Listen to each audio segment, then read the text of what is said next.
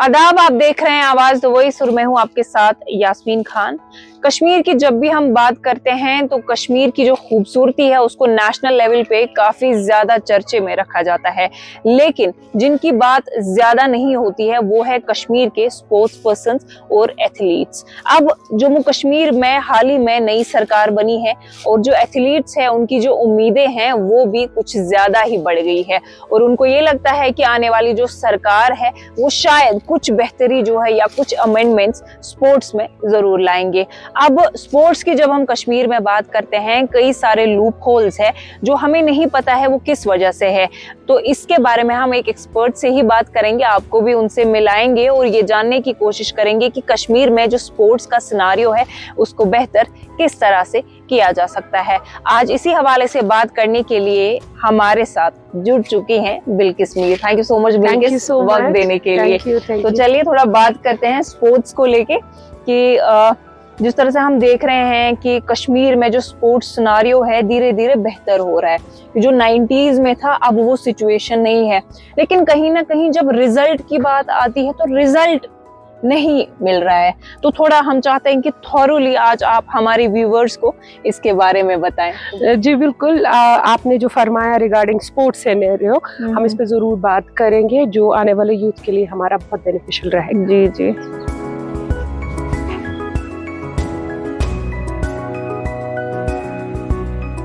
अब चूंकि इंटरव्यू हम शुरू करने जा रहे हैं, लेकिन पर्सनली सबसे पहले I would like to congratulate you कि आपने कश्मीर को, इंडिया को रिप्रेजेंट किया पेरिस में एज अ जूरी मेंबर आप गए, उसके लिए बहुत बहुत मुबारकबाद।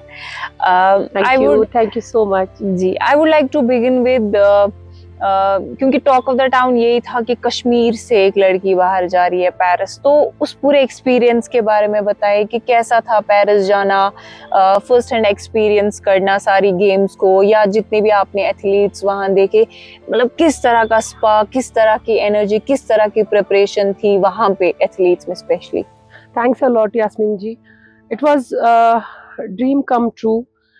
पेरिस ओलंपिक्स हर एक एथलीट का ख्वाब रहता है कि वो अपने देश को रिप्रेजेंट करे ऐसे highest podium, that is the ultimate जो हमारे स्पोर्ट्स में होता है ओलंपिक्स, ये हर एक एथलीट का ख्वाब रहता है।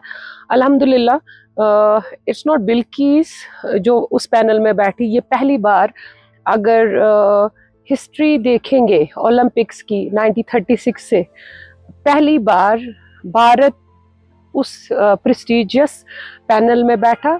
सो ये बिल्किस के लिए नहीं, ये पूरे मुल्क के लिए और पूरे यूटी के लिए खुशी की बात थी कि after 100 years there was someone like who represent country. अगर हम बात करेंगे वाटर स्पोर्ट्स की, water sports is like it's a European game. सबसे ज्यादा इसमें जो भी कंट्री डोमिनेट करती है that is European nation. Hungary, Australia, England, they are the strong nations in water sports. Kayaking canoeing की बात करें तो अगर हम देखेंगे हिस्ट्री में, एशिया से भी इस पैनल में आज तक कोई नहीं पहुंचा था। So it was proud moment.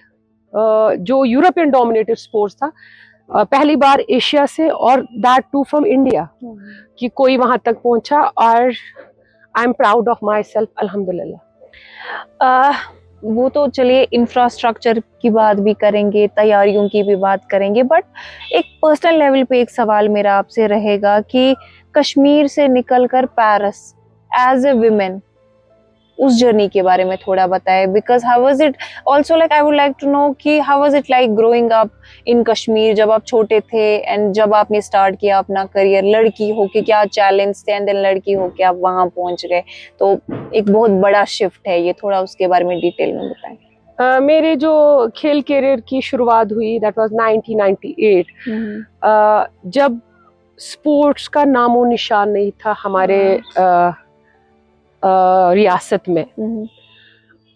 लड़के तो स्पोर्ट्स में उस टाइम थे बट उतने नहीं थे, बट जहां तक बात रही थी वाटर स्पोर्ट्स के, तब इसमें लड़कियां बिल्कुल भी नहीं होती थी। और जब मैं इस फील्ड में आई बहुत सारी बातें उठी, लाइक लड़की है तो एडवेंचर स्पोर्ट्स में करेगी क्या। सो मैंने एक चैलेंज लिया कि मैं ये दिखाना चाहती हूँ तब कि लड़की के लिए कोई भी फील्ड हो वो उसमें एक्सेल कर सकती है।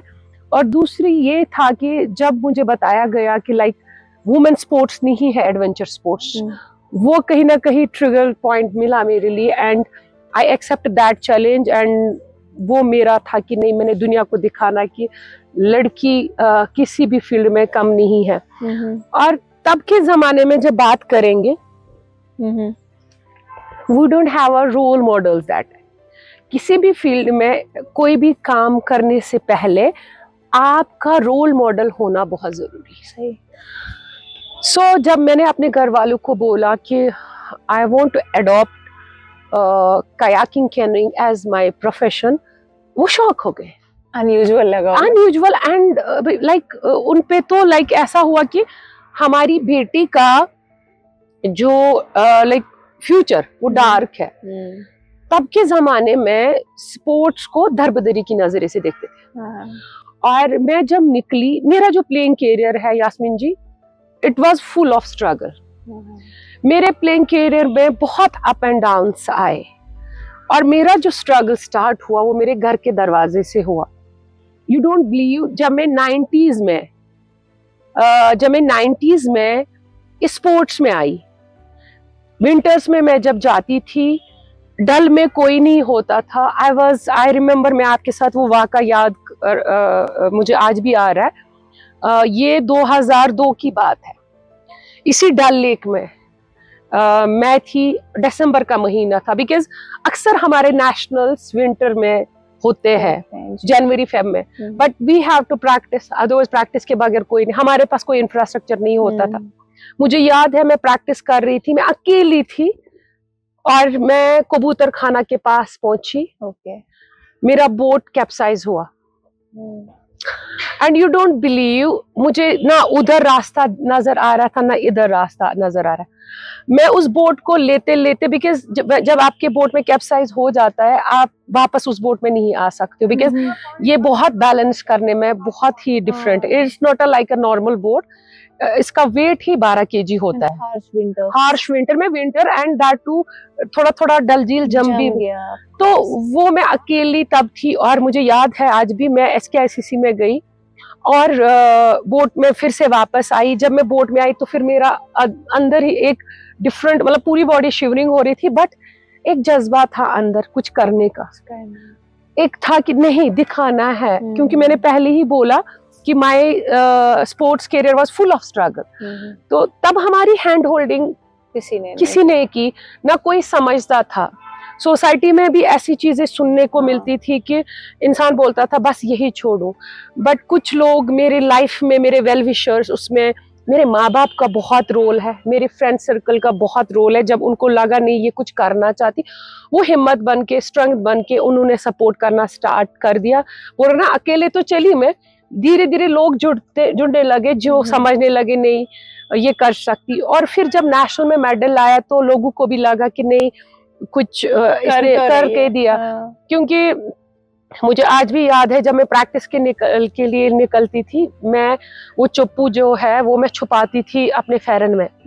और क्योंकि मैं सोच रही थी कि मेरे माँ बाप को कोई ऐसा ना बोले। और हाँ, ऑफ कोर्स जब मैं स्पोर्ट्स में निकली मेरे माँ बाप को भी बहुत कुछ सुनने को मिला। It was not easy. I can 90s और अब बहुत फर्क है स्पोर्ट्स में। अब जब आप वो वक्त याद करते हैं और ये वक्त याद करते हैं कि आपके पेरेंट्स ने बहुत कुछ सुना, लेकिन अभी का जो वक्त है उसमें वो किस तरह से घर से बाहर निकलते हैं? आज मेरे माँ बाप, बिकॉज हमारे घर में भाई नहीं था, तो मेरे माँ बाप का कहीं ना कहीं था उनको कि हमारे घर में बेटा नहीं था। बट अल्हम्दुलिल्लाह आज जो उनके दिल में फील है वो प्राउडली उनको बोलते ये बिल्किस मीर का फादर है, साहब है या मदर है। They are proud. Yes, of course my mother is my strength. whatever I achieve, it's all because of her. जी, बिल्किस आपसे जानना चाहूंगी एक बहुत इंपॉर्टेंट सवाल मेरे जहन में है। अब चूंकि आप पेरिस गए, आपने बच्चों को ऑब्जर्व किया, जो भी पार्टिसिपेंट्स है, आपने उनकी प्रिपरेशन देखी, तो मैं इंडिया और इंडिया में अब कश्मीर के हवाले से बात करना चाहूंगी कि स्पोर्ट्स का यहाँ पे इंफ्रास्ट्रक्चर जो है ठीक ठाक है। आई वोंट से कि हाई टेक है या पूरा एडवांस है, ठीक ठाक है, मैनेजेबल है, फंड्स भी ठीक ठाक आ रहे हैं, तो हमारे बच्चे टैलेंटेड भी है, आए दिन न्यूज़पेपर्स में स्टोरीज होती है। बट आपने अभी बिगनिंग में बोला कि ओलंपिक्स जो एक एथलीट का फाइनल डेस्टिनेशन होता है, तो हमारे बच्चे ओलंपिक्स में क्यों नहीं जा पा रहे? सबसे पहले हमें बहुत कुछ स्पोर्ट्स में समझना चाहिए। लाइक मेरा जो सफर स्टार्ट हुआ ये डल लेक से स्टार्ट हुआ और Paris, it's almost 28 years. Okay, आपने देखा होगा जो इस बार हमारी कंट्री का रिजल्ट रहा, it was not like 6 medal और इतनी लार्ज कंट्री, वो कुछ उतना नहीं था जितना हम एक्सपेक्ट कर रहे थे ओलंपिक से। अगर हम यही बात करेंगे यूरोपियन कंट्रीज का, मैं एक छोटी सी एग्जांपल दूंगी, लाइक हंगरी। मुझे लगता है हंगरी एक बिहार स्टेट से भी छोटी कंट्री है। Olympics they have 20 to 25 medals. So कहाँ पर खामियां है वो समझना बहुत जरूरी है। फर्स्ट, स्पोर्टिंग नेशन होना वो बहुत इंपॉर्टेंट है। आपको मैं एक एग्जांपल दे दूंगी। जब मैं हंगरी, बर्मिंघम या ऑस्ट्रेलिया, इंग्लैंड में थी, मैंने वहां देखा स्पोर्ट्स कल्चर जो है वो फैमिली से स्टार्ट होता है वहां। ओके, जब उनके वीकेंड्स होते हैं, लाइक फ्राइडे से वहां वीकेंड स्टार्ट होता है, when they play whole family. You mean कि पहला फैक्टर ये है कि वहां पे स्पोर्ट्स पूरी फैमिली में है कि वो मैंडेटरी कि करना है, यहाँ पे आप सिर्फ एंगेज करने के लिए इन्वॉल्व करते हैं एंगेज। और द सेकंड जो हम दूसरे स्टेप पे आएंगे, वो बोलते हैं ना catch them young. Grass root level पे हमारी कंट्री में कितना काम हो रहा है। लाइक सब जूनियर, जैसे हम सब जूनियर फॉर एग्जांपल, हम जब प्लेयर को लेते हैं, अब मैं कैनोइंग की बात करूंगी। कैनोइंग में जब हम किसी भी एथलीट को लेते हैं, first all of like as a expert I should know कि मुझे कैसा टैलेंट चाहिए, क्या पैरामीटर्स उसमें होने चाहिए। वो कब होना चाहिए? जब आप ग्रास रूट लेवल पे टैलेंट को आइडेंटिफाई कर रहे हैं। एज अ कोच मैं जब टैलेंट को लेती हूँ, ठीक है बच्चे आते, आप किसी बच्चे को इग्नोर नहीं कर सकते हो, जितना आप बच्चों को एंगेज करो दैट इज ओके, बट उसमें एक प्रोफेशनल और साइंटिफिक इनपुट की जरूरत है। यहाँ पर हमें सोचना है कि अगर हमें स्पोर्ट्स कल्चर डेवलप करना है, हमें स्कूल और कॉलेज में स्पोर्ट्स को कंपलसरी सब्जेक्ट बनाना पड़ेगा। जी, अब देखिए आपने बड़े अच्छे तरीके से एक्सप्लेन किया, लेकिन मैं जानना चाहूंगी, अब चूंकि जम्मू कश्मीर में नई सरकार बनी है, लोगों की जो एस्पिरेशंस है वो काफी बढ़ गए हैं। सवाल मेरा ये है कि इस पूरे प्रोसेस में कि बच्चा एक अच्छे प्लेटफॉर्म तक पहुंचे, गवर्नमेंट का कितना रोल है?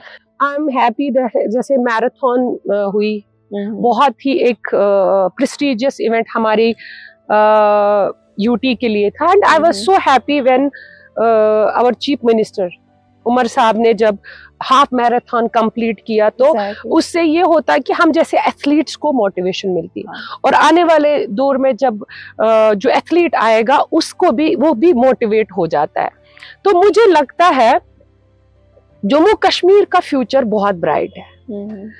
जैसे यास्मीना जी आपने पहले ही जिक्र किया कि हमारे बच्चों में टैलेंट की कमी नहीं है, और I will tell you one thing, जितना भी टैलेंट आपने देखा होगा रूरल बेल्ट में छुपा हुआ है, बट यहाँ पर ये समझने की बात है उस टैलेंट को प्रोफेशनल प्लानिंग के तहत एक रोड मैप बनाने की बहुत जरूरत है, क्योंकि जब तक हमारी प्लानिंग नहीं होगी, और मॉनिटरिंग बहुत जरूरी है। If I am a coach, कोई ना कोई वहां पर होना चाहिए जो इसको मॉनिटर करेगा कि अगर आज हमारा बच्चा सब जूनियर लेवल में है और वो इस कोच के अंडर है, ये अगर 5वें नंबर पे है आज नेशनल में, तो ये गोल्ड में कैसे आएगा? एक गेम को एडॉप्ट करना चाहिए, एक प्रोफेशनल प्लानिंग करनी चाहिए, और उस गेम को ओलंपिक पोडियम टारगेट बनाना चाहिए। बिल्कुल। Like we Kashmiri, we are blessed with water and snow. Football का कंपटीशन हर जगह है, बट जो हमारे पास नेचर ने हमें दिया है उसको फायदा उठाकर प्लानिंग करनी चाहिए हमें। ट्रू। अभी हाल ही में आपने वो विमेन बोट रेस भी यहाँ पे कराया था, उस पे औरतों का पार्टिसिपेशन हमने देखा बहुत ज्यादा था, तो थोड़ा उसके बारे में बताएं कि औरतों में वाटर स्पोर्ट्स को लेके किस तरह का क्रेज है। आपने देखा होगा, आई वॉज नॉट एक्सपेक्टिंग कि लाइक 150 लड़कियां आएगी। 75 बोट्स की रेस हुई उसमें, और वो रेस क्यों यूनिक थी? वो रेस इसलिए यूनिक थी, बहुत सारी लड़कियां जिनको घर वालों ने मना भी किया था कि आप मत जाओ, ये सही चीज, वो भी आई, और बहुत सारा टैलेंट अनमास्क हुआ। Yasmeen ji, you don't believe, वो लड़कियों में मैंने जज्बा देखा, they want to do like, और आपने स्टार्टिंग में भी बोली स्ट्रेंथ की गेम है। स्ट्रेंथ की गेम है, और जब आप उस रेस को आपने शायद फॉलो भी किया होगा, आपने देखा भी होगा, उस रेस में आप देखो उन लड़कियों के चेहरे पे खुशी, उन लड़कियों की स्ट्रेंथ जब वो रो करते। बट जब हमने देखा लाइक 150 लड़कियां, हमने 45 लड़कियों को शॉर्टलिस्ट उसमें किया, और मुझे लगता है कि आने वाले दौर में वो हमारा फ्यूचर हीरोज बन सकते हैं। आपने उस स्पोर्ट्स में, उसमें आपने एक और चीज ये की होगी नोट, उसमें वो ट्रेडिशनल अपना ही वो जो भी उनके कपड़े हैं उसमें कर रहे हैं। क्यों कर रहे हैं कि मैंने उनको बोला था कि like we will have a track suits, we will, they say no ma'am we are not comfortable. मैंने उसमें ये किया कि जिसमें ये कंफर्टेबल है, बट इनके टैलेंट को हमने निकाला, दैट वाज माय एम, उस टैलेंट को अनमास्क करना, and believe me it was a historical event. जी। आखिर में मेरा सवाल आपसे रहेगा कि देखिए, जो छोटे बच्चे होते हैं, जो जिन्होंने अभी अपना स्पोर्ट्स करियर स्टार्ट किया है या सीख रहे हैं, तो ऑफ कोर्स आए दिन उनके साथ आपका इंटरेक्शन होता है, तो उनकी जो बात है ना एक बड़े लेवल पे नहीं पहुंचती है, क्योंकि कहीं ना कहीं ये भी होता है कि बायस भी इन्वॉल्व होता है, कहीं पे जो स्पोर्ट्स है वो पॉलिटिसाइज भी होता है। तो ऐसे बच्चों के लिए जैसे अभी हमारे स्पोर्ट्स मिनिस्टर है, तो क्या रहेगा आपका एज अ प्रोफेशनल कि किन चीजों पे ध्यान देने की जरूरत है, क्या डूज एंड डोंट्स कश्मीर में करने की जरूरत है, ताकि स्पोर्ट्स को एक अच्छे लेवल पे लाया जाए, कश्मीर का जो नौजवान है वो नेशनल नहीं बल्कि इंटरनेशनल खेले। यास्मीना जी, बहुत इंपॉर्टेंट सवाल आपने मुझे पूछा। देखो, इजी एक्सेस होनी चाहिए, because I feel sports person is a stake holder in sports, we should understand, हमें उसको वो इज्जत देनी चाहिए। और जो sports person, for example if we talk about sports policy, जब हम बात करेंगे स्पोर्ट्स पॉलिसी की, we can not copy Haryana, Punjab, Kerala. हम वहाँ की लड़की को स्पोर्ट्स में आने के लिए एक अलग चैलेंज है, और हमारी लड़की के लिए, हमारे बच्चों के लिए अलग चैलेंजेस है। तो अगर इस चीज को हमें देखना है, there should be a proper committee जो स्पोर्ट्स पर्सन्स को उस पॉलिसी में लेंगे, उनको बताएंगे, देखो we have a heroes, we have a role models here, like not only in water sports, football we have athletes who represent country, cricket, other sports, right. So मुझे लगता है यहाँ पर they are the stakeholders, उनको सुनना चाहिए। Like I am very happy, like बहुत सारी चीज़ें चेंज हो जाएंगे, जैसे मैं स्पोर्ट्स मिनिस्टर को देखा, और I am so happy that वो बच्चों से पूछ रहे हैं। बहुत ज़रूरी है कि एक एथलीट से पूछा जाए, एक एथलीट मीटिंग हो हर एक स्पोर्ट्स में, वहाँ उस एथलीट को पूछे, क्योंकि करना उसको है। बिल्कुल। अब चूंकि बहुत मुश्किल से वक्त मिला, बहुत बिजी भी रहती हैं, तो एक छोटा सा सवाल जहन में है पैरा एथलीट्स जो है ना उनको लेके, कि उनके लिए थोड़ा कभी एक्सेसिबिलिटी का भी इशू हो जाता है कि कहीं पे कोई फैसिलिटी है तो नहीं पहुंच पाते हैं, या थोड़ा फाइनेंशियल भी उनको मतलब ऐसे प्रॉब्लम्स होते हैं। क्या लगता है किस तरह से गवर्नमेंट को उस पे काम करने की जरूरत है? हमें पैरा स्पोर्ट्स को बहुत प्रायोरिटी देनी पड़ेगी। आपने देखा होगा कि जो ओलंपिक्स हुआ, हमारा जो नॉर्मल कैटेगरी ओलंपिक्स था, उसमें उतने मेडल नहीं आए जितने हमें पैरा एथलीट्स ने लाए। तो मुझे लगता है आने वाले दौर में there should be a separate policy for para athletes, like para athletes को फील्ड में लाना उनके बहुत चैलेंजेस है, उनको जो भी इंफ्रास्ट्रक्चर है that is a different, like उनके साथ डील करना, जो भी कोच उनके साथ डील कर रहा है। हमारे ऑनरेबल प्राइम मिनिस्टर ने भी बोला, आपने सुना होगा जब पैरा में रिजल्ट आया तो ही सेड कि मैं उन कोचेस को सलाम कर रहा हूँ जो पैरा एथलीट्स को ट्रेन करे, दैट इज समथिंग डिफरेंट। वो उनको लाइक किसी का पाँव नहीं है, किसी का हाथ नहीं है।